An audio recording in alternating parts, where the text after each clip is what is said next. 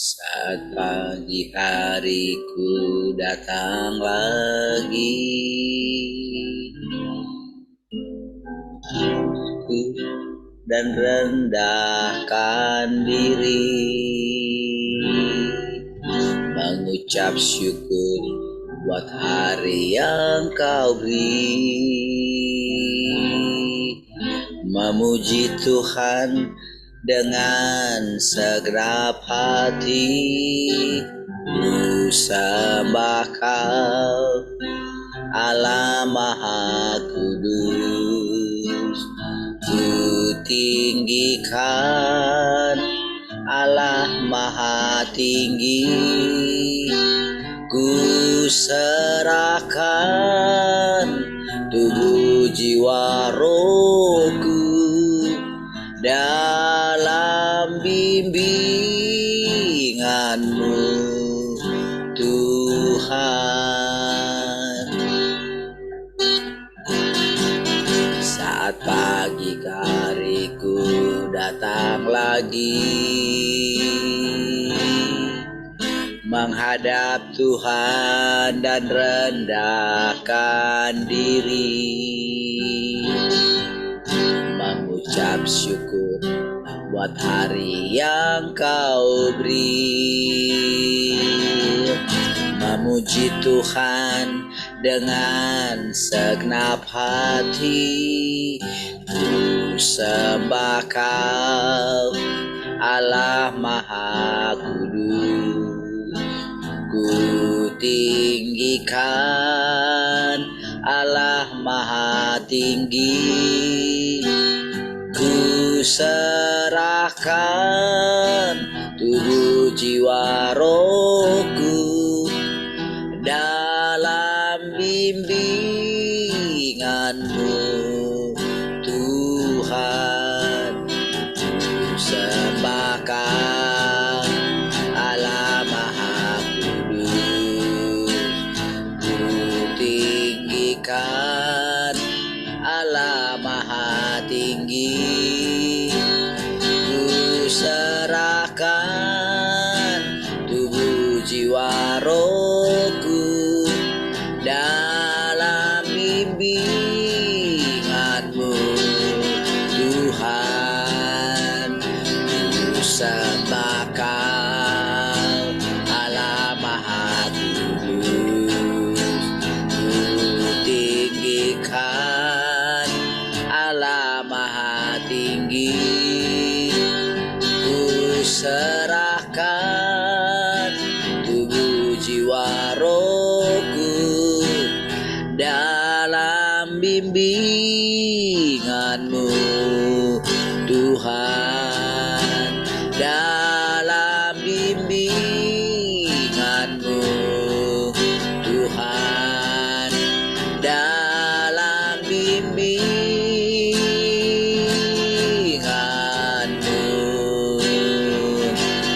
Tuhan.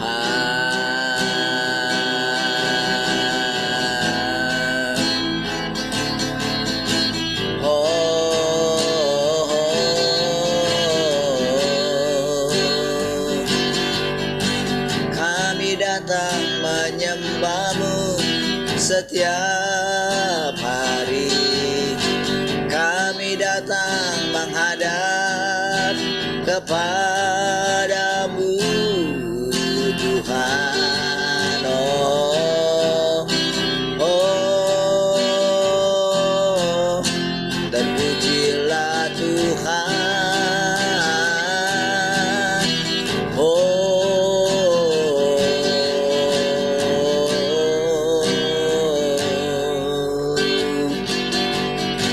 di hadirat-Mu aku puas, di hadirat-Mu aku bebas, di hadirat-Mu ada terang kehidupanku, pernyataan kuasa kekuatan-Mu. Di hadirat-Mu ku datang persembahkan lagu di hadapan Rajaku. Di hadirat-Mu aku puas, di hadirat-Mu aku bebas, di hadirat-Mu ada terang kehidupanku.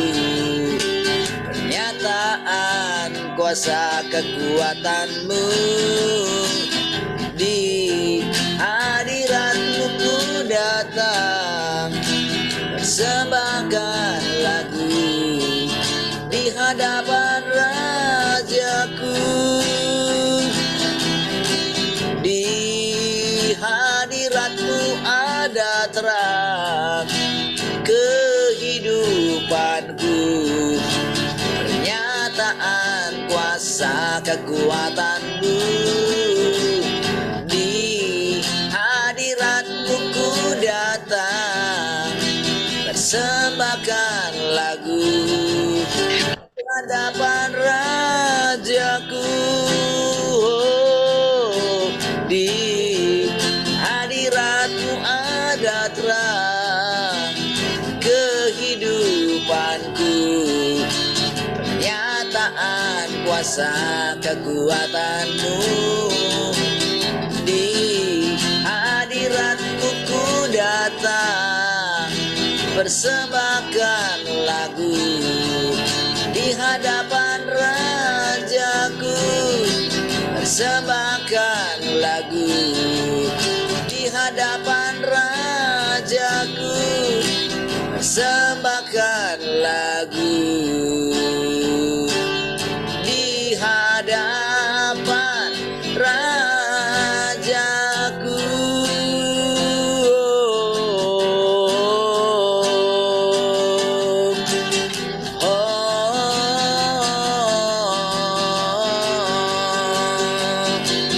Haleluya.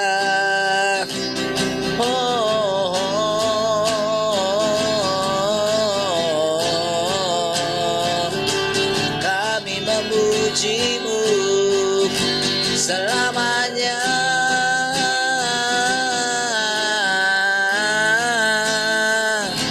Kami memuliakan Engkau, Tuhan.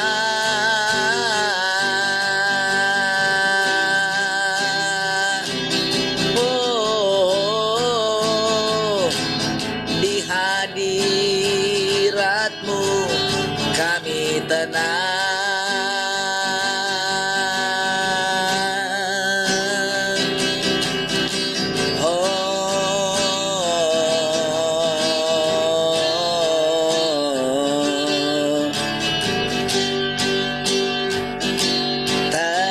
Tenanglah kini hatiku, Tuhan memimpin langkahku. Di setiap jalan dan kerja, tetap ku rasa tangannya. Tenanglah, tenanglah kini hatiku, Tuhan memimpin langkahku. Di setiap jalan dan kerja, tetap ku rasa tangannya. Tuhanlah yang memimpinku, pegang teguh hatiku, berserah penuh tangan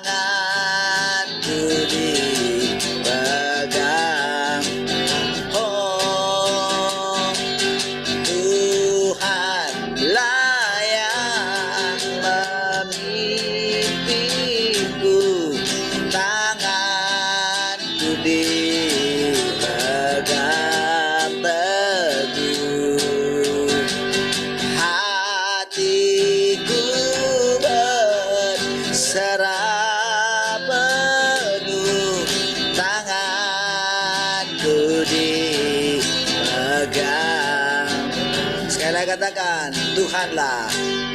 Tuhanlah yang memimpinku, tanganku dipegang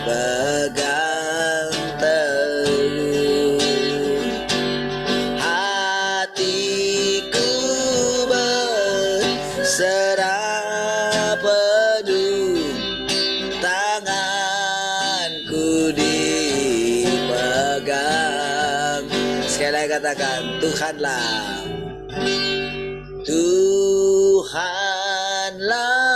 yang memimpinku, tanganku dipegang teguh, hatiku berserah penuh, tanganku dipegang teguh, tanganku dipegang teguh, tanganku dipegang teguh.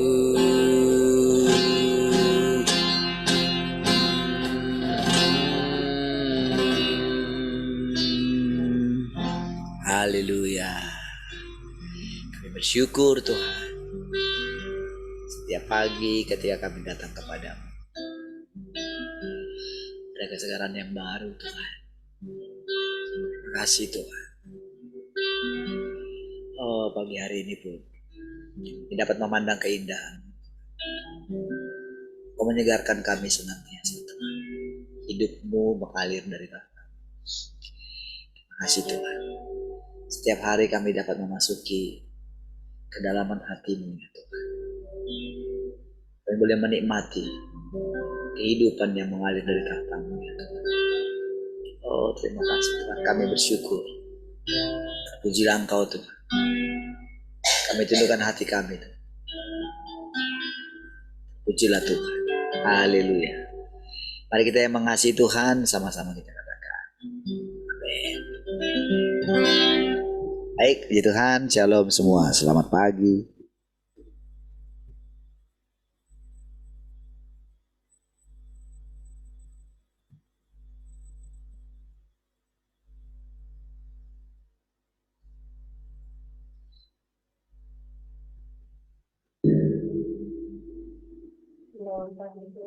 Selamat pagi semua. Shalom, selamat pagi semua. Salam, selamat pagi semua.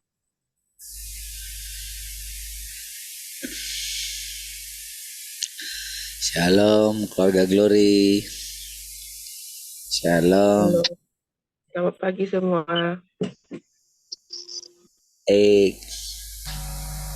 Gimana kabarnya pagi ini?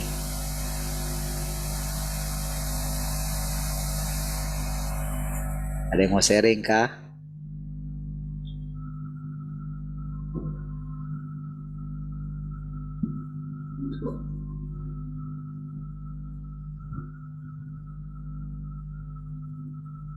Sudah siap memilih pagi ini?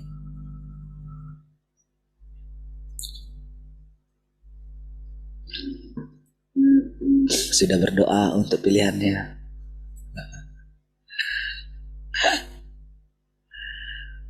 Baik, puji Tuhan. Ayo mau sharing? Latihan mau sharing?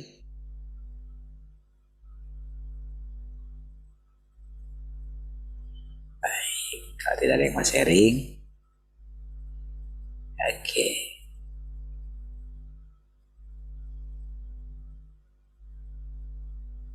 Kalau di radio, shalom ya. Ada yang radio? Sudah baterainya loh. Belum ada radio? Oh, belum ada yang radio ya. Baik. Ya, apakah engkau orang yang telah hidup kembali? Setelah engkau menyingkirkan watakmu yang rusak dan mencapai hidup dalam kemanusiaan yang normal, barulah engkau akan disempurnakan. Setelah mulai normal gitu. Untuk mencapai kenormalan itu butuh waktu yang panjang ya.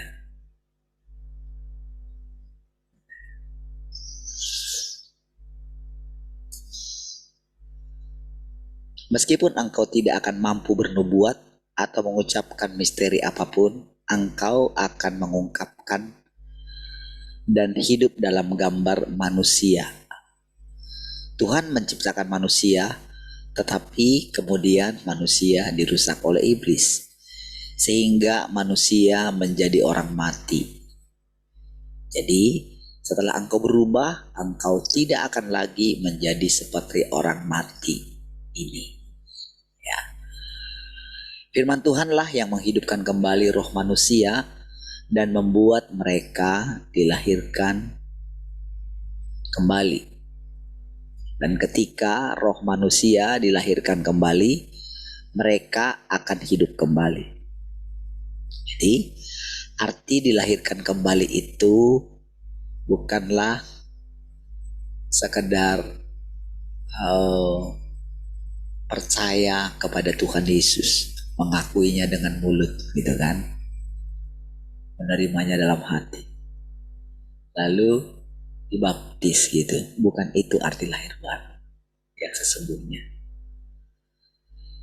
Dilahirkan kembali itu yang sesungguhnya artinya adalah menerima firman Tuhan gitu.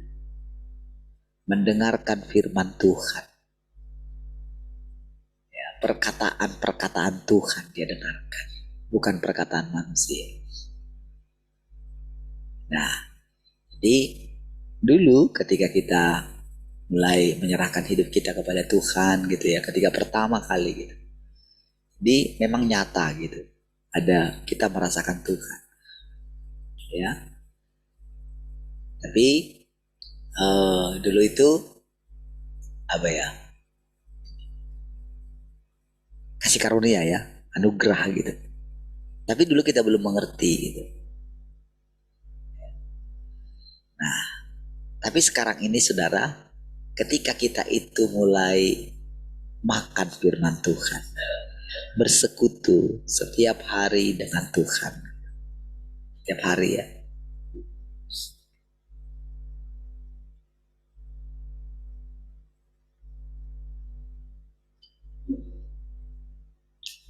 mendengarkan perkataan-perkataannya. Ya. Cukup banyak saudara perkataan-perkataan yang sudah kita dengarkan. Dan seperti dikatakan tadi, kita mau mengubah watak kita, menyingkirkan watak kita yang rusak gitu, dengan mendengarkan firman Tuhan. Baru setelah itulah sebetulnya kita mulai disempurnakan oleh Tuhan. Ya, kita mulai tidak ini lagi saudara, tidak lagi bersungut-sungut gitu dengan segala apapun yang terjadi gitu. Kan watak kita yang lama itu kan cepat panik gitu. Ya, cepat, ternyata dia tidak normal lagi.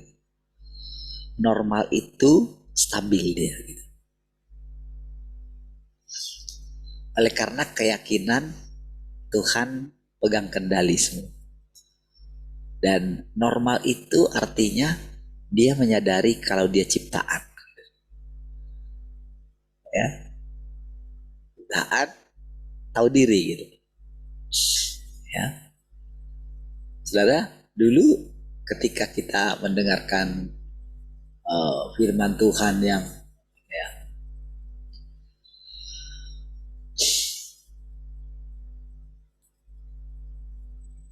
firman Tuhan yang luar biasa gitu, kita karena memang manusia itu cenderung mengambil keuntungan, saudara. Wah, kalau percaya sama Tuhan nanti mati masuk surga gitu. Nanti kalau melayani Tuhan, persembahkan hidupnya, nanti dia akan dapat mahkota gitu. Selalu ada apa ya? Selalu ada unsur upah gitu. Rela menderita di bumi, nanti di surga akan mendapatkan upah gitu. Kecenderungannya begitu. Kecenderungan setiap agama juga begitu. Berani menyangkal diri, ya, tidak bersentuhan dengan dunia, bertapa gitu. Berbuat baik kepada semua orang gitu kan. Mematuhi aturan-aturan agama gitu. Jadi bagi kebanyakan manusia, sorry suara saya cukup jelas kah? Jelas ya. Rata-rata saudara, manusia menjalankan agama. Jadi manusia itu suka ada aturan-aturan yang mereka yang dibuat untuk mereka gitu, menyanyi lah, memuji Tuhan dengan suara apa gitu ya. Banyak ritual-ritual gitu ya. Dalam bayangan mereka kalau melakukan ritual-ritual itu, itulah yang nyata gitu. Jadi kalau mereka sudah melakukan peraturan-peraturan itu, menyembahlah inilah gitu, pikirnya itulah yang mengasihi Tuhan. Persembahkan korban gitu ya, mempersembahkan persembahan gitu ya, bawa kemenyan mungkin gitu kan, melakukan perjamuan kudus, berdoa seperti yang diajarkan oleh Tuhan Yesus gitu. Nah, semua itu masih sangat jauh sekali saudara dari yang diharapkan oleh Tuhan ya. Nah saudara, ketika Tuhan menciptakan manusia saudara, maka dia menciptakan satu kehidupan yang lebih tinggi gitu daripada kehidupan yang sebelumnya gitu. Dimana dia telah berencana melalui tubuh daging manusia, Tuhan mau menampakkan diri melalui manusia. Biasa itu. Dengan cara seperti itulah dia menaklukkan segala sesuatu. Ya. Saudara, makhluk-makhluk roh itu saudara bisa melakukan banyak hal saudara. Tidak seperti manusia yang harus menggunakan otaknya lalu bereksperimen gitu ya. Mencoba melakukan ini, melakukan itu, salah, perbaiki lagi. Dan walaupun manusia sudah bisa membuat apa saja ya, kalau sudah lihat kemajuan teknologi gitu ya, dibandingkan dengan makhluk-makhluk roh gitu ya, itu sangat miskin sekali saudara. Kepintaran manusia itu sangat jauh dibandingkan dengan apa yang bisa dilakukan oleh makhluk roh gitu. Sehingga saudara, di alam roh itu sebetulnya lebih tertib daripada di alam materi ini gitu saudara. Makhluk roh itu saudara, seperti kita ketahui saudara, bahwa dunia roh gitu, sebelum ada dunia materi ini sudah ada ribuan tahun atau mungkin bisa jutaan tahun kehidupan sebelum kehidupan dunia materi ini saudara. Jadi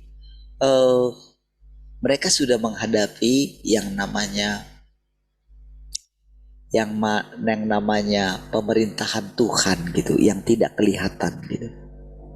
Tapi mereka itu sangat memahami dan mereka sangat sulit atau sangat tidak berani untuk memberontak karena memang pemerintahan Tuhan itu di sana itu karena mereka juga makhluk roh, mereka sangat merasakannya. Jadi tidak mungkin memberontak, apalagi setelah ada pemberontakan gitu, mereka diusir, itu tak mungkin mereka bisa menang gitu. Jadi ada aturan, ada peraturan yang tak kelihatan tapi nyata. Kalau peraturan di dunia ini kan ada tertulis gitu kan, kayak buat hukum gitu. Di negara-negara juga begitu ya, di setiap negara. Sebetulnya di setiap negara itu ada yang boleh kita katakan seperti hukum di Indonesia sebetulnya tidak begitu banyak mengalami perkembangan gitu. Hukum kita ini masih banyak warisan daripada hukum Belanda gitu. Ya, karena Belanda pernah menjajah Indonesia gitu. Dan hukum yang sekarang itu ada begitu banyak sekali itu copy paste dari hukum di negara lain. Jadi daripada mereka capek-capek gitu ya, para anggota dewan itu kan, mereka itu kan membuat hukum-hukum baru kan. Kalau ada yang tidak tepat nanti mereka revisi gitu. Ada namanya rancangan undang-undang, dirancang dulu. Oh itu bisa ribuan halaman saudara. Misalnya kayak omnibus law gitu, pekerjaan, kesehatan gitu ya. Itu ada banyak sekali yang benar-benar copy paste gitu, asli diterjemahkan gitu, dari yang sudah ada ya. Nah sementara di alam roh itu ada hukum yang tak kelihatan gitu, karena kan mereka itu, kalau kita ini kan berpikir bedanya manusia materi ya dengan manusia, dengan makhluk di alam roh itu ya. Mereka itu ya memang apa ya, kepintaran mereka itu kalau dibandingkan dengan manusia gitu sangat jauh sekali gitu. Makanya kan ada firman Tuhan yang bilang begini, apakah manusia sehingga engkau mempermuliakannya sedemikian rupa gitu, sehingga engkau telah memilih dia gitu. Apakah manusia gitu ya. Nah sehingga engkau telah memahkotainya gitu ya.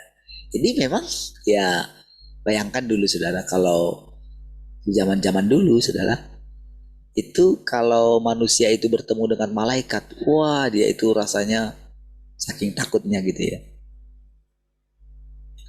Karena kan kalau datang malaikat biasanya kan sudah ada penghukuman gitu. Jadi seringnya kalau utusan-utusan dari sorga itu gitu, itu wah, ingat di zamannya Sodom dan Gomora itu. Jadi ketika datang dua utusan itu, mereka tahu saudara, mereka itu mau membunuh kita gitu. Ingat zamannya dua pengintai dari Israel itu juga, itu sangat ditakuti oleh orang-orang yang ada di Yeriko itu saudara, tanah Kanaan itu. Nah jadi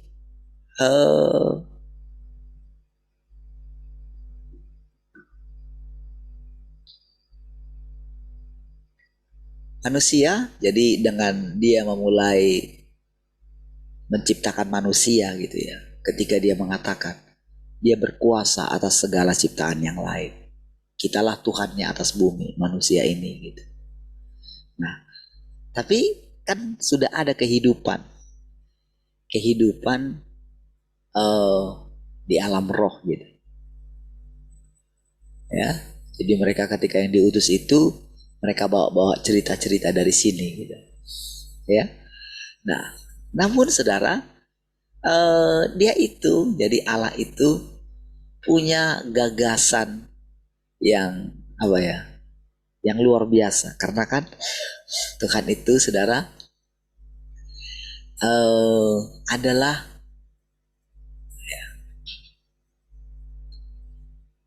Tuhan pencipta gitu ya. Ya pencipta. Jadi dia punya pikiran yang jauh di atas ciptaan gitu. Sangat berbeda sekali gitu. Sehebat apapun manusia atau makhluk gitu, dikumpulkan pun semua kekuatannya tidak akan bisa melawan penciptanya. Sudah kodratnya begitu, tidak bisa gitu. Itu ketetapan. Karena kalau tidak begitu saudara, maka dunia sistem ini akan hancur gitu. Kalau mereka bisa melawan Tuhan gitu. Sekalipun manusia itu atau makhluk-makhluk itu sepertinya bisa menandingi Tuhan gitu. Itulah yang dicoba dilakukan oleh Lucifer gitu. Dia tidak tahu saudara, Lucifer itu tidak tahu kalau apapun gerakan di dalam setiap makhluk, Tuhan itu dapat rasakan langsung. Makanya saudara, perkataan-perkataan dari firman Tuhan ini boleh dikatakan sangat unik sekali gitu. Sangat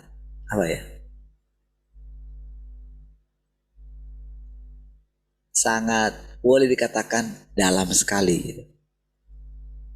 Jadi makanya saudara, apa yang dia katakan, dia perintahkan kepada manusia gitu. Jadi firman-Nya jangan khawatir itu sebetulnya kepada semua manusia. Sebetulnya awalnya itu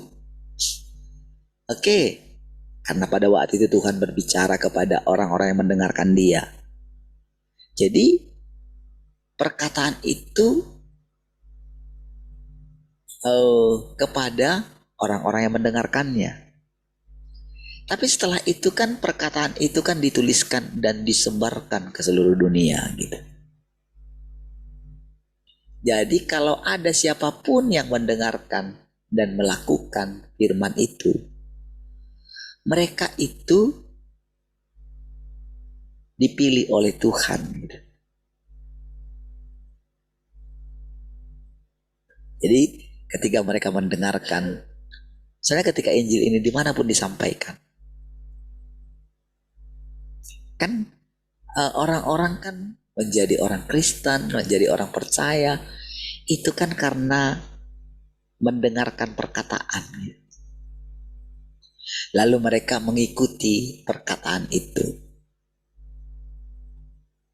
Mereka mengikuti ritual-ritualnya dan mempercayai setiap perkataan itu. Jadi boleh dikatakan saudara,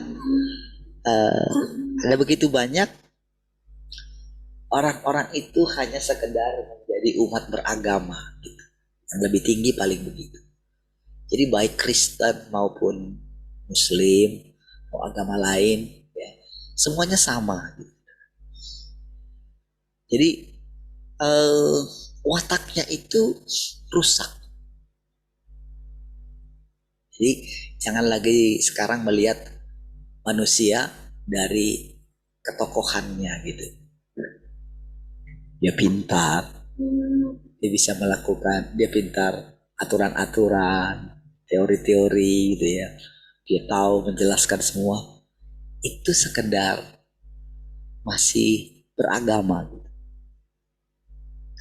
Jadi orang percaya itu sebetulnya masih jauh dari standar. Kalau dulu kan bangga gitu, kita orang percaya gitu.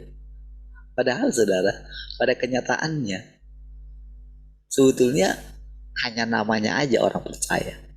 Sebetulnya pada kenyataannya dia bukanlah orang percaya. Karena apa saudara? Karena begitu dia menghadapi sedikit dalam kegagalan hidup, entah kemana semua kepercayaannya gitu. Jadi apalagi kalau seorang itu tidak dilatih ya, tidak berlatih gitu untuk hidup dalam pemeliharaan Tuhan, maka kualitas kepercayaannya itu sangat diragukan gitu. Jangan saudara bilang sama orang lain, bilanglah sama diri saudara sendiri. Ya, dan saudara harus berani, saudara, untuk naik tingkat menjadi seorang umat Tuhan. Itu apa ya? Itu sudah tingkat yang sangat tinggi gitu. Bahkan boleh dikatakan para rasul saja yang mungkin orang sangat mendambakan menjadi seorang rasul. Ada orang yang sampai bangga sekali kalau dia rasul gitu ya. Mungkin membuat kartu nama ketika dia mungkin mengikuti pelatihan-pelatihan tentang kerasulan. Mungkin mereka telah membuka gereja, mereka sudah pergi ke pedalaman, memberitakan Injil, lalu kuasa Tuhan menyertai mereka misalnya gitu ya. Mungkin mereka menaklukkan para dukun-dukun gitu ya, atau apa gitu, mereka beritakan Injil, lalu dia mungkin mendirikan gereja di sana, buka cabang di mana, lalu orang mengangkat mereka menjadi seorang rasul kah, menjadi seorang nabi kah gitu. Ya, mungkin dari nubuatannya terjadi gitu ya. Justru itu masih tingkatannya masih lebih rendah gitu daripada umat Tuhan. Padahal umat Tuhan itu, kalau dikatakan umat Tuhan, sebetulnya dia itu ya manusia biasa gitu.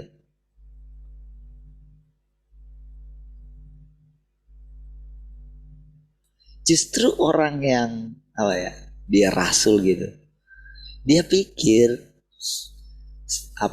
status yang dia miliki gitu ya, karunia yang dimiliki, dia pikir dia sudah hebat gitu.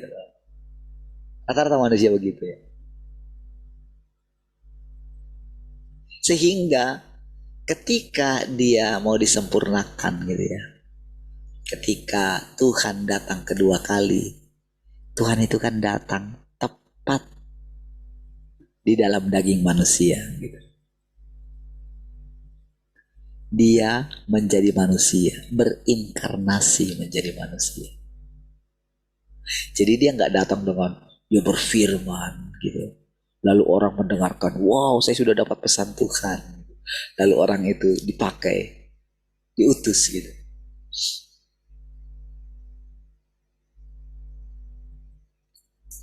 Tapi sekarang ini Tuhan menjadi manusia. Itu misteri. Jadi ketika seseorang menerima kedatangan Tuhan atau mengatakan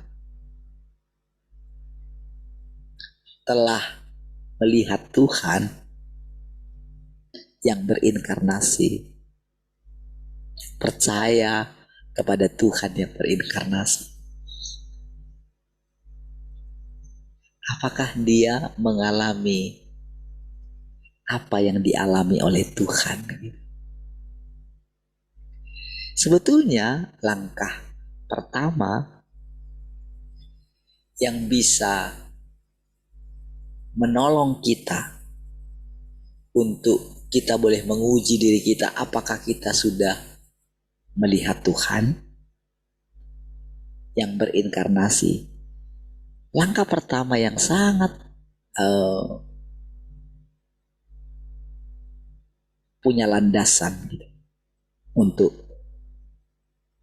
membuktikan bahwa kita telah melihat Tuhan yang berinkarnasi, yang sudah datang kedua kali, adalah dengan coba pahami kehidupan Yesus gitu.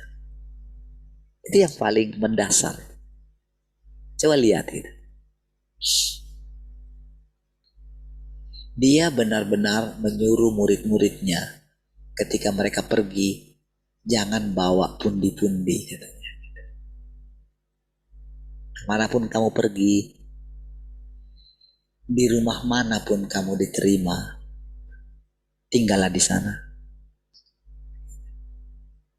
Apa yang diberikan kepadamu, makanlah. Gitu. Karena seorang pekerja wajib makan. Gitu. Mereka hidup dari tugas mereka. Gitu. Oke? Nah, bayangkan Tuhan Yesus tidak punya tempat untuk meletakkan kepala. Bayangkan semua apa-apa saja pinjam gitu. Tapi herannya, walaupun dia minjam, tak ada satu kuasa apapun yang bisa yang bisa menolak dia. Bisa. Sekali dia bilang, nanti malam kita mau perjamuan, katanya, perjamuan malam. Pergilah ke kampung itu. Di kampung itu ada rumah tingkat 2. Bilang aja sama orang yang punya rumah itu, nanti guru mau ada rapat gitu. Guru mau pakai, katanya rumah kalian ini ada tingkat 2 ya. Ada di lantai 2, ruangannya lebar ya. Gitu. Nah, lada, sudah siapkan nanti tempat itu karena guru mau ada pertemuan khusus dengan murid-muridnya. Itu langsung ada. Ketika Tuhan harus membayar pajak gitu, mau masuk ke bait suci gitu kan, dikatakan gini, mereka dimintain pajak gitu, karena nggak bisa masuk gitu ke ini. Lalu dia bilang sama Petrus, kita nggak punya uang, tapi kamu pergilah pancing ikan. Ikan pertama yang kamu dapat, buka mulutnya. Di sana ada 2 koin. Jadi walaupun ada pemberian-pemberian orang ya kepada mereka gitu yang disimpan oleh Yudas gitu ya, karena Yudas bendaharanya, maka pada waktu itu dia juga mengalami yang namanya tidak ada uang di kas gitu. Buktinya itu terbukti memang, saudara. Dan Tuhan tidak pernah mempersoalkan tak ada uang di kas. Dia tidak memanggil Yudas bagaimana caranya mengatur keuangan gitu. Enggak. Tapi enggak ada, ya sudah. Ya. Nah, jadi ikan pun harus mengikuti. Jadi kalau kita lihat di dalam kejadian itu, saudara, bahwa ikan pun harus belajar mengikuti apa yang jadi kehendak Tuhan. Bayangkan itu. Jadi saja. Bayangkan ketika dia lapar, dia lewat dari pohon ara gitu. Ketika pohon ara itu tidak ada buah satupun dilihat oleh Tuhan. Lagi jalan gitu. Karena saudara, zaman dulu itu saudara masih ya nggak seperti sekarang lah gitu. Seperti sekarang kan sangat jarang saudara orang bisa menikmati buah di jalan gitu ya, bisa diambil gitu ya, jarang sekali gitu, sulit lah gitu. Selalu ada pemiliknya dan tidak bebas lagi. Sementara kalau di kehidupan yang akan datang itu, saudara, seperti yang kita lihat ini, saudara, maka di mana-mana orang bisa istilahnya tengah jalan mereka lagi ini, mereka bisa cari, mereka masih bisa hidup lah gitu. Sekarang ini kan di hutan-hutan pun udah sulit sekali gitu. Sudah ada namanya food estate gitu kan. Rusak, alamnya dirusak. Katanya demi supaya ada swasembada pangan gitu. Malah hancur-hancuran. Tanah rusak iya, pohon-pohon ditebang iya, tapi tidak menghasilkan apa-apa.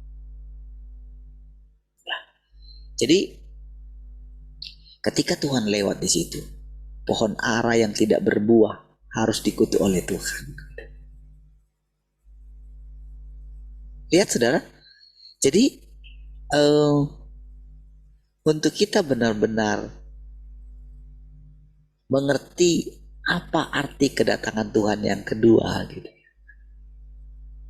pelajarilah setiap perkataan yang disampaikan oleh Tuhan gitu, ketika yang ada dalam kitab Injil gitu ya. Jangan jadikan kitab Injil itu sebagai berhala gitu.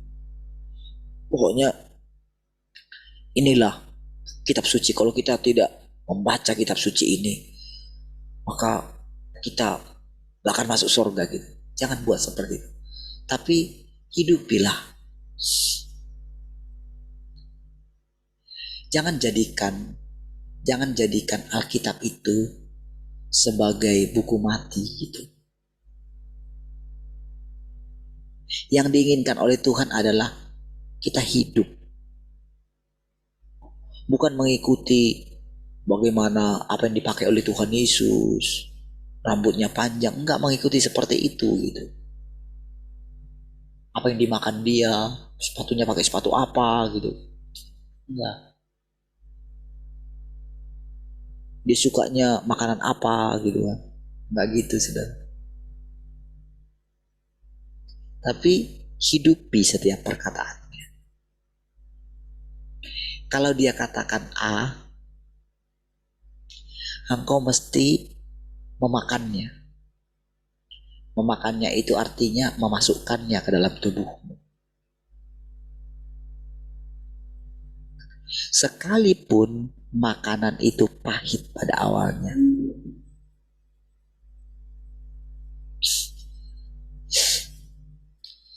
Ketika Tuhan katakan jangan takut, jangan khawatir, itu karena memang manusia itu rentan sekali khawatir. Karena manusia itu hanya melihat apa yang di depan mata. Dia buka dompetnya tidak ada uang. Dia lihat rekeningnya nggak ada uang di rekening. Gitu kan? Dia lihat tempat berasnya nggak ada beras di sana. Dia lihat kulkasnya nggak ada lagi yang mau dimasak. Gitu sudah. Anaknya datang minta uang sekolah karena sudah ditanya sama guru, nggak ada uang untuk bayar.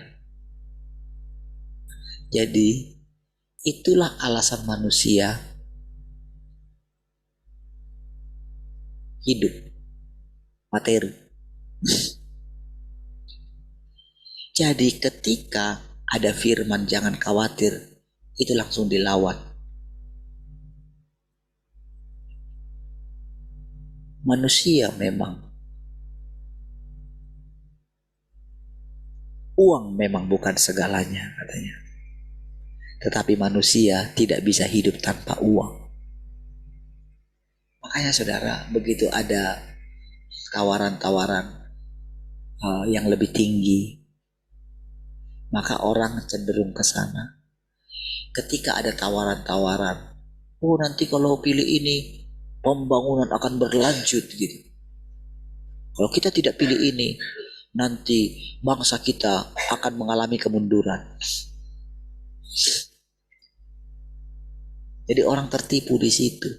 Padahal tahukah saudara, semakin maju suatu bangsa, justru semakin cepat kepada kehancurannya. Iya. Bangsa barat itu sudah maju lebih awal loh saudara. Jauh, makanya mereka bisa menjajah. Bangsa kita ini sebetulnya sampai hari ini saudara tidak bisa merdeka. Sejak dari kemerdekaan kita itu tidak pernah merdeka. Sebetulnya. Kalau sekarang saudara orang mungkin memuji-muji, proklamator. Saudara, di ending daripada pemerintahannya, aduh, tidak layak dipuji sebetulnya. Dia jangan bilang sisi negatifnya saja daripada Presiden Soeharto, tidak.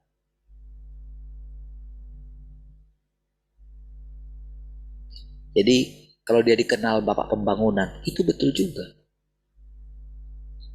Itu di zaman jadi tahun sebelum terjadi revolusi itu, saudara. Revolusi berdarah itu. Sebetulnya pada waktu itu bangsa kita benar-benar menderita, saudara. Antrian minyak tanah panjang. Itu udah dari dulu itu, saudara. Kenapa, saudara? Jadi kan yang kita kenal sebagai proklamator itu hidupnya itu hedon sekali, saudara. Main perempuan, makanya kan istrinya di mana-mana. Iya, makanya anaknya di mana-mana. Tak berapa istrinya, saudara. Tapi sekarang ketika sudah mati, ya yang diingat itu dia pada waktu kata-katanya itu yang diingat, saudara.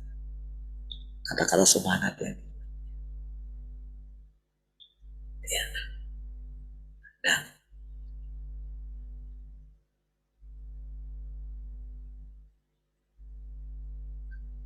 jadi ketika Tuhan mengatakan sesuatu gitu, firman-Nya itu, orang itu selalu menganggap negatif, saudara, manusia. Makanya saudara, kalau lihat sekarang, saudara, kalau saudara perhatikan siapapun dia, ya, cobalah saudara cari siapa teman saudara yang dulu pernah punya iman dulu ya, sungguh-sungguh gitu ya. Coba lihat sekarang hidupnya. Para pendua-pendua lah saudara cari, mana aja. Ada di antara mereka yang sudah kehidupannya lebih mapan. Coba saudara perhatikan. Yang dulu mungkin kalau doa itu ingat-ingatlah.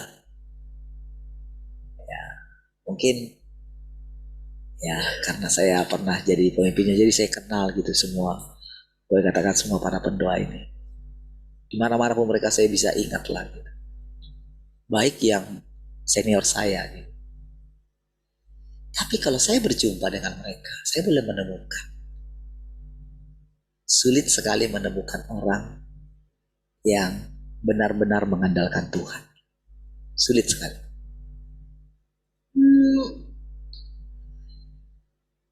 Makanya tadi malam kan dikatakan tentang akan bisa menilai manusia. Kenapa saya bisa mengaminkan itu, saudara? Pertama, memang karena itu firman Tuhan. Tapi kan karena firman ini baru, kan kita bisa aja gini, jangan-jangan ini cuma pengalaman manusia kan gitu kan. Bisa. Tapi begitu kita mengalaminya, baru kita yakin gitu. Ternyata semualah firman Tuhan. Dan selanjutnya, saudara, dari kita mulai menerima perkataan itu, sekarang saya boleh mengucapkan firman Tuhan dan saya mengatakan itu keluar dari mulut Tuhan. Wah, itu butuh waktu, itu butuh waktu yang panjang gitu untuk boleh mengatakan itu. Sebetulnya simpelnya, kalau seseorang berani mengatakan itu karena dia menyadari dirinya adalah ciptaan. Jadi saya berani mengatakan itu, saudara. Kalau mungkin dulu kalau orang berpikir, siapa dia? Dia manusia biasa kok berani ngomong kayak gitu. Siapa dia? Emang dia apa jabatannya? Apa yang sudah dia buat? Nah, gitu. Karena itu saja saudara, selalu diperlakukan begitu, saudara. Ketika dia bilang percayalah kepadaku, apa alasannya kami percaya kepadaku? Masalah 5.000 orang makan ini. Musa juga berikan kami mana katanya. Makanya dia sanggah, bukan Musa yang memberikan kamu itu, tapi Bapa yang di sorga. Tapi tahu enggak, kamu hanya punya mana yang bisa kamu makan kenyang sesaat. Makanya dia bilang, percayalah eh, jangan percaya kepada Tuhan oleh karena makanan itu. Bahwa makanan itu nanti kamu makan, kamu kenyang, sudah nanti kamu buang ke jamban juga kok gitu. Saya lezat apapun makanannya. Kalau kamu jadi orang kaya sukses apa sih? Kan cuma pujian sementara aja. Kalau orang sudah puji kamu, sudah gimana sih? Kan banyak orang yang akan menjilat kamu kan. Di depanmu baik, di belakangmu. Udah, jangan cari pujian manusia. Kalau orang tidak memuji kamu, sudah, kamu tenang saja, jangan marah. Itu kan apa namanya si Haman itu kan. Dia itu kan petinggi gitu. Jadi ketika dia lewat gitu kan, itu si Mordechai itu kan pamannya Esther gitu kan. Ketika dia lewat, Mordechai itu apa? Enggak gini loh. Enggak menunduk gitu, enggak membungkuk gitu.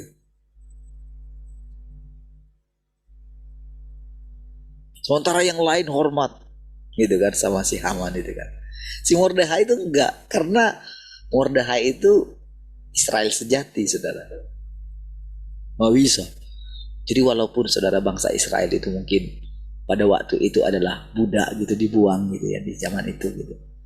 Tapi harga diri mereka sangat tinggi.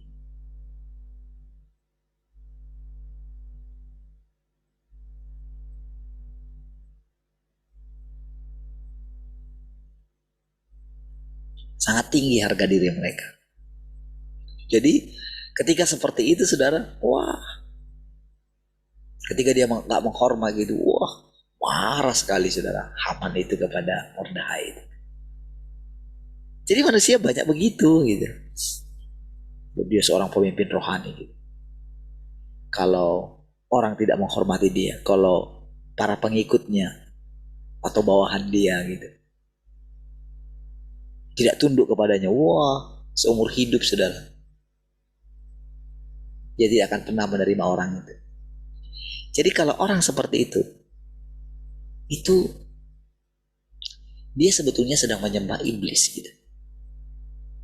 Tak peduli siapa dia, tak peduli jemaatnya banyak gitu, tak peduli saudara. Jangan saudara ikuti dia.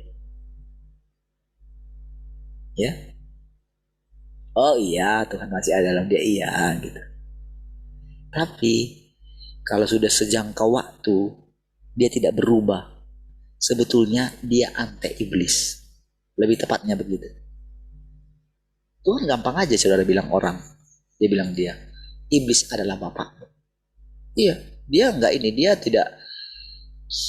tidak emosi mengatakan itu. Dia mengatakan kebenaran.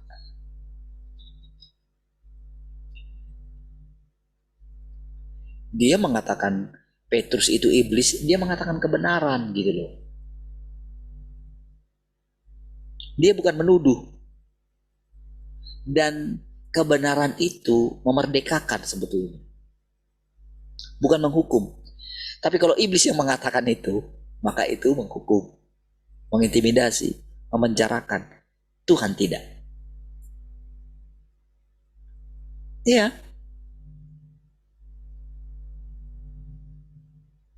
Jadi itu sebabnya saudara, kita di sini semua diajarin karena Tuhan yang mengajar kita, bukan manusia.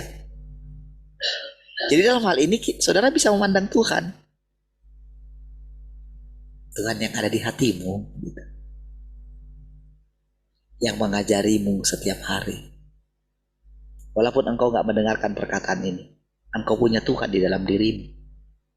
Karena memang Tuhan berdaulat. Tuhan memilihmu untuk kau ada di sini. Tuhan telah memilihmu sejak dari dalam kandungan ibu. Iya. Karena gak peduli umat Tuhan itu gak ada ini saudara. Jadi umat Tuhan itu bukan, jadi maksudnya dipilih sejak dari kandungan ibu kita itu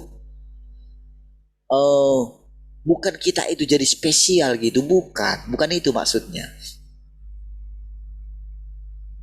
Jadi siapa yang mulai menyadari yang ada di hadapan dia, itulah yang dipilih oleh Tuhan. Gitu loh maksudnya sebetulnya.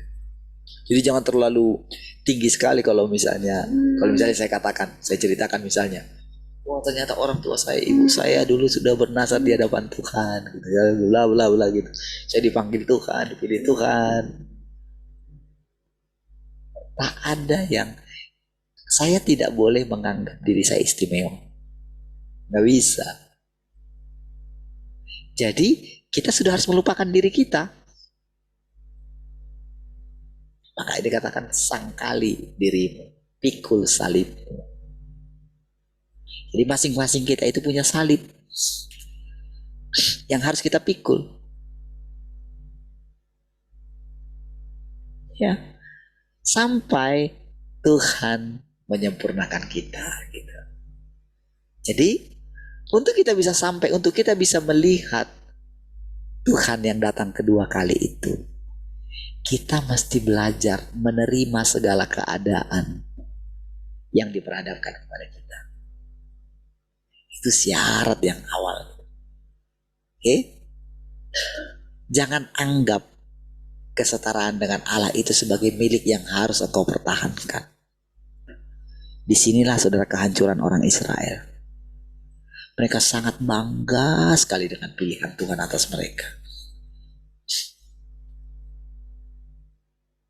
Sehingga walaupun mereka sudah dibuang, sampai hari ini saudara, makanya sampai hari ini saudara, semua bangsa menghajar mereka. Memang iya, Tuhan ya dikatakan melindungi mereka karena mereka percaya firman. Ya, oh mereka tidak takut mati sama sekali. Walaupun sudah banyak di antara mereka yang mati, hancur apa gitu. Apalagi sekarang saudara, wah berkumpul lagi semua bangsa. Oh dari dulu mereka sudah menghadapi itu saudara, dan terbukti mereka bisa hidup gitu. Tapi saudara, mereka tidak pernah bisa diruntuhkan rasa kesombongan pilihan Tuhan atas mereka. Sama saudara, manusia juga begitu. Orang-orang para hamba Tuhan juga begitu saudara. Ketika mereka menjabat satu posisi menjadi gembala besar,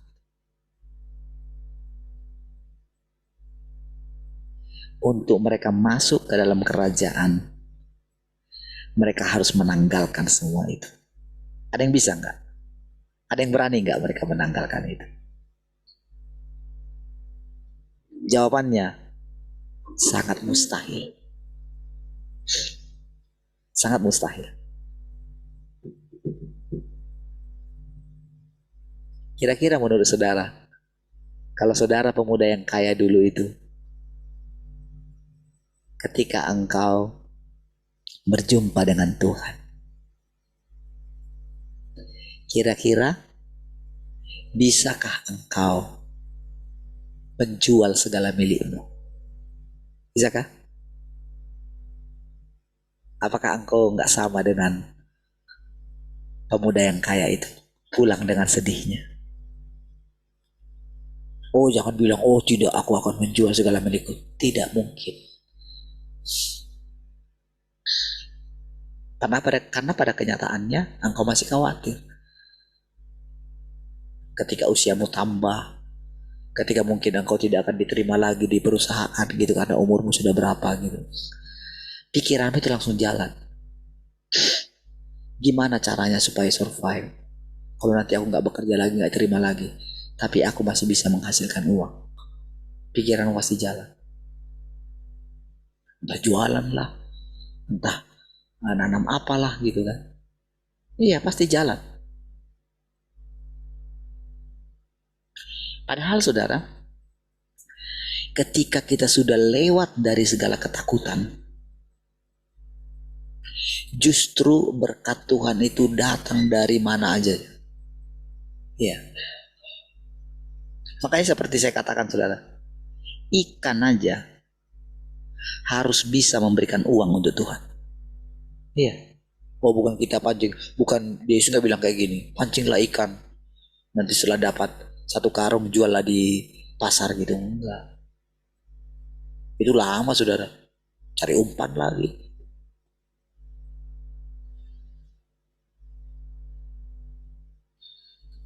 Jadi sejak Yesus mengucapkan perkataan itu kepada Petrus,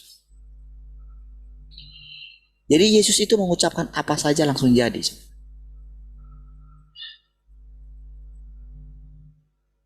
Jadi pada kenyataannya ketika dia menghadapi pada waktu itu saudara, memang gak punya uang gitu loh saudara. Tapi dia gak pernah mempersoalkan masalah punya uang atau tidak punya uang. Dia gak pernah ngurusin itu.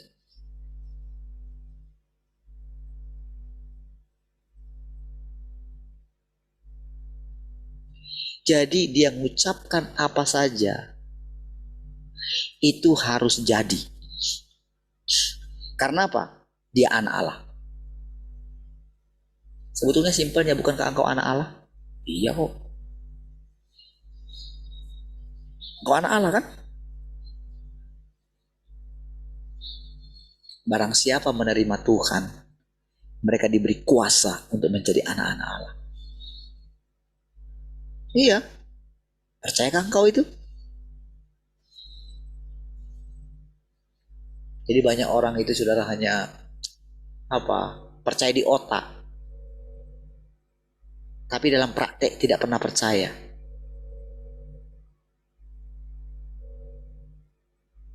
Jadi makanya detik dia mengucapkan perkataan itu, ikan di danau itu sudah berkumpul. Gak perlu sih semua ikan itu saudara harus makan koin gitu. Tapi detik Tuhan mengucapkan perkataan itu, ada ikan yang dipilih oleh Tuhan untuk makan koin orang mungkin yang jatuh di situ. Iya, 2 lagi dari 1 ikan. Jadi memang seperti itu saudara, pemeliharaan Tuhan atas hidup kita.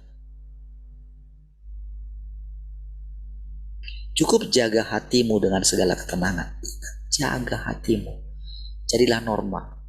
Jadilah manusia biasa. Jangan anggap kalau engkau punya keahlian sebagai modalmu untuk bertahan hidup. Jangan. Jangan.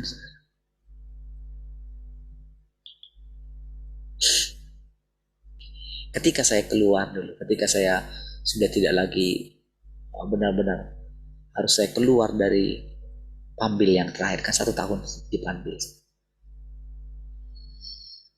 Bagaimana saya cara bertahan hidup? Di otak saya apa? Saya dulu pernah kerja. Saya buka usaha, kan itu kan.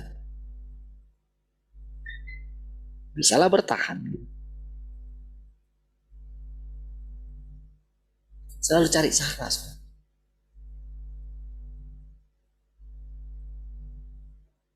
Tapi justru apa yang terjadi? Menolak panggilan Tuhan. Ya wajarlah saudara, macam mana saudara?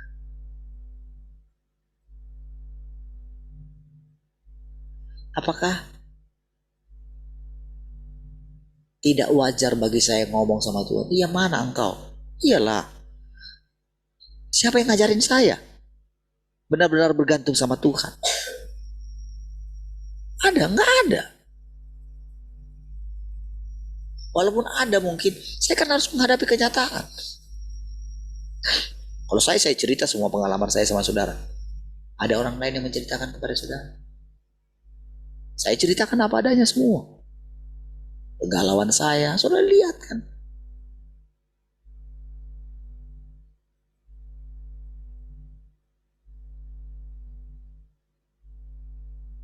Tapi saudara, coba lihat. Sampai dengan hari ini, bagaimana Tuhan memeliharanya? Ajaib kan? Iya. Ajaib. Tidak ada orang yang bisa menahan berkatnya. Kalau saya lagi butuh, siapapun yang ditugaskan, jangan saya lah gitu. Kalau saudara lagi butuh, benar-benar butuh, siapapun yang ditugaskan oleh Tuhan tidak bisa menahan untuk memberkati saudara. Nah, lebih baik saya bilang saudara, dan saya lah. Gitu. Kalau saya sudah yakin dengan itu. Gitu. Iya, memang kenyataannya begitu. Tapi setelah semua kita tahu kebenaran itu, saudara, disitulah kita saling memberkati, saling menolong. Karena kita ngerti, saudara, kalau kita pernah ditolong oleh orang lain, kita harus menolong orang lain. Gitu. Itu kehidupan, gitu ya. Jadi kehidupan kerajaan begitu, saudara. Memberikan kehidupan, saling memberikan kehidupan. Ya, nah, jadi lihat saudara ya. Mari kita lihat ayatnya lagi. Ketika aku berbicara tentang orang mati, aku merujuk kepada jasad-jasad yang tidak memiliki roh, kepada orang-orang yang rohnya telah mati di dalam diri mereka. Ketika roh manusia dihidupkan kembali, mereka menjadi hidup. Para orang kudus yang dibicarakan sebelumnya merujuk pada orang-orang yang telah hidup kembali. Mereka yang berada di bawah pengaruh iblis tetapi mengalahkan iblis.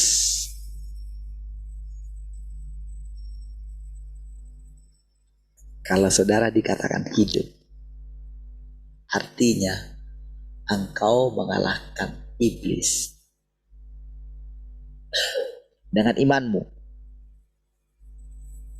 Engkau melawan segala kemustahilan gitu. Itu artinya orang hidup. Ya, orang mati itu saudara, apa ya? Dia ada di dalam kegelapan. Jadi sebetulnya saudara, kalau kebanyakan kalau jadi dengan mendengarkan perkataan ini saudara akan mengatakan begini, betapa banyaknya ya orang mati ya. Kalau mereka itu sangat mengandalkan apa yang dimilikinya, itu saudara sangat jauh daripada kebenaran, sangat jauh daripada terang gitu. Dia tidak punya hidup. Itu tinggal nunggu ini aja, tinggal nunggu waktunya ketika diperhadapkan kepada dia. Kalau dia benar-benar ingin mendapatkan hidup, maka dia mesti merelakan semua yang dimilikinya. Dia harus menjual segala yang dimilikinya. Iya saudara. Padahal saudara, sebetulnya sederhana loh saudara. Bukankah segala yang kita miliki itu dari Tuhan? Kenapa kita takut memberikan kepada Tuhan? Apakah Tuhan pernah berhutang? Tidak. Jadi masalah orang adalah pada kepemilikan sebetulnya. Bukankah engkau pintar? Bukan itu dari Tuhan? Bukankah engkau bisa membuat mujizat? Bukankah itu dari Tuhan? Bukankah kalau engkau bisa menjadi pemimpin gereja gitu? Bukankah itu karena Tuhan? Engkau jadi bisa menggembalakan, engkau pintar berkhotbah, engkau memiliki ketekunan. Bukankah itu karena Tuhan? Kenapa kalau Tuhan minta segala ketenaran itu, kenapa enggak kau serahkan sama Tuhan? Jadi menerima kedatangan Tuhan yang kedua kali akan kelihatan apakah orang itu masih mencari pujian atau tidak. Gitu. Itu tandanya yang singkat itu dari apa ya? Dari apa sebetulnya melihat Tuhan itu gitu. Dari apa yang saya ceritakan kepada saudara.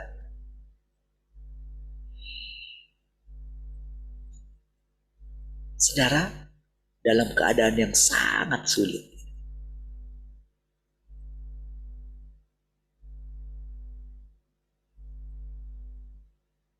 Mungkin orang bingung. Sebetulnya ikut Tuhan itu gimana sih? Orang itu kaget. Semakin mereka menginginkan Tuhan, yang terjadi dalam hidup mereka adalah kehancuran. Orang kaget, saudara. Tapi itulah jalan Tuhan. Setelah melewati itu saudara, setelah dia berani menerima Tuhan adalah Tuhan pencipta dan dia adalah ciptaan yang harus menerima segala yang sudah ditakdirkan Tuhan kepada dia, barulah dia bisa melihat kehidupan yang sesungguhnya. Jangan takut menghadapi apapun. Ketika engkau lolos dari ketakutan, disitulah engkau akan melihat kehidupan. Iya, saudara. Oh, suatu saat orang akan mati kan? Kenapa saudara mesti takut? Percayakah saudara, umurmu ada di tangan Tuhan? Percayakah saudara, jalan apapun yang kau lalui dalam hidupmu, itu sudah ditakdirkan, digariskan oleh Tuhan. Apa yang perlu engkau takutkan? Kalau engkau percaya kepada Tuhan, anugerah Tuhan cukup bagimu untuk melewati itu semua. Jadi bukan masalah kita itu disalibkan atau apa, bukan. Ya, kita sudah melewati kemarin kok. Ya kan? Seolah-olah sampai hari ini tidak menerima satupun itu. Bukankah karena Tuhan? Dia nggak coba lah lihat. Ini sendirilah. Hebat ya Tuhan itu ya. Jadi percaya saudara. Jadikan ini sebagai lompatanmu.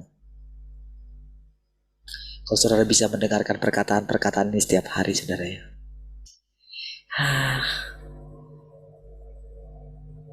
Itu karena kita sudah memandang Tuhan. Iya. Tuhan itu semakin lama semakin bebas saudara berbicara kepada kita. Mulut saya ini semakin, pikiran saya ini semakin takluk kepada dia. Saudara juga harus semakin takluk kepada dia. Supaya kita mendengarkan perkataan-perkataan yang baru gitu. Yang menyegarkan kita. Terapkan. Setiap perkataan yang sudah dengarkan, terapkan. Kalau diperhadapkan. Gak usah harus harus nanti datang banjir besar gitu. Penganiayaan yang besar. Gak usah tunggu penganiayaan besar. Setiap penganiayaan kecil yang terjadi dalam dirimu, itu pun sangat berguna. Oh, nanti yang lain gak ada gunanya. Engkau gak perlu mengalami itu. Kalau engkau sudah lolos. Pemuda yang kaya itu tidak datang pedang sama dia gitu. Serahkan nyawamu gitu. Enggak datang kayak gitu. Dimintanya baik-baik gitu. Karena kan dia yang mau. Maka itu kan gak pernah maksa dia. Tuhan gak pernah ajar dia. Gak pernah harus tunjukkan sama dia. Oh nanti kalau kamu ikut aku akan jadikan kamu jadi ini. Enggak. Lakukan dulu perintah ini. Kan kamu yang bilang mau mendapatkan hidup yang kekal gitu. Oh kalau ada pendeta, oh gini gampang. Oh dia datang sama pendeta gitu. Kasih perpuluhan. Oke. Lalu nanti kamu jadi pelayan Tuhan. Kamu nanti jadi diaken gitu. Oh kamu dibaptis dulu gitu. Wah nanti kamu akan ikut ini. Kamu ikut doa pengerja gitu. Kan gitu saudara. Orang-orang kaya itu kan digituin saudara. Dikasih jabatan dia. Kasih pakaian, ditahbiskan gitu. Didoakan gitu. Diobok-obok kepalanya gitu. Makanya mereka saudara. Jadi orang-orang kaya itu yang melayani di gereja. Wah mereka sangat ini sekali gitu. Apalagi kalau dipercayakan khotbah dia gitu. Aduh. Kayak gitu saudara. Kalau datang sama Tuhan Yesus nggak kayak gitu. Juallah segala milikmu. Begitu kamu sudah jual, nggak perlu kasih ke saya kata Tuhan. Bagikan sama orang miskin.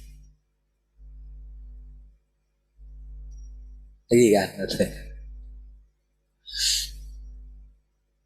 Setelah kamu lakukan itu, setelah sudah selesai kamu jual semua, sudah habis kan? Baru datanglah kepadaku. Jadi harapan Tuhan, dia jual itu, dia datang kepada Tuhan. Tuhan, saya sudah jual.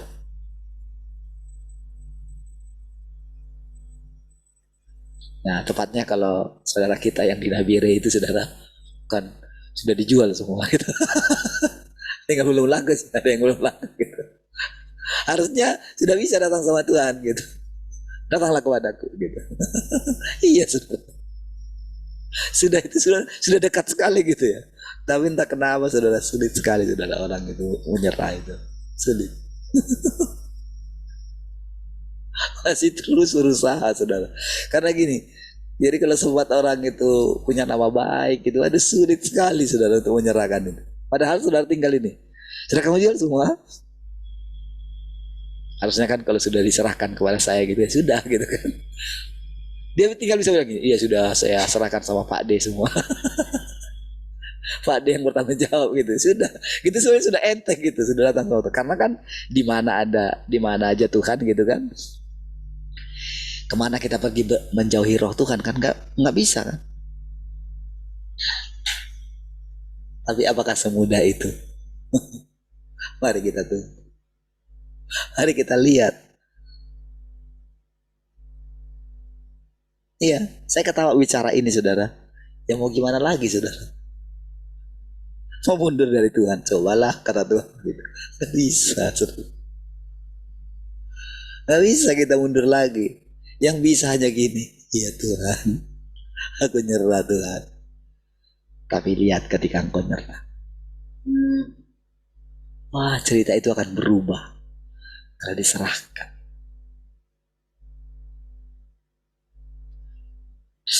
Iya saudara, cerita bisa berubah. Siapapun dia. Baik saudara, mari kita berdoa. Kasih Tuhan, kami bersyukur pagi hari ini.